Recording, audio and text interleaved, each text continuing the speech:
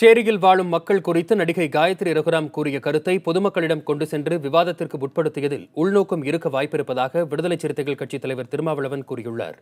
சென்னையில் தமது செய்தியாளரின் கேள்விக்கு பதிலளித்த அவர், 100 நாட்கள் ஒரு வீட்டில் தங்கியிருக்கும் காயத்ரி ரகுராம் சேரி மக்களின் வீட்டில் தங்கியிருந்தால் அவர்களை பற்றி தெரிந்து கொள்வார் எனவும் கூறினார்.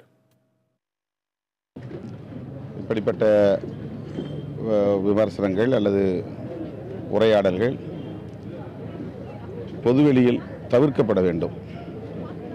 ஆனால் இதை பொதுமக்களுக்கு கொண்டு செல்லக்கூடிய வகையில் அதை ஒரு விவாதத்திற்கு உட்படுத்தியதில் உள்நோக்கம் இருக்குமோ என்று எண்ண தோன்றுகிறது.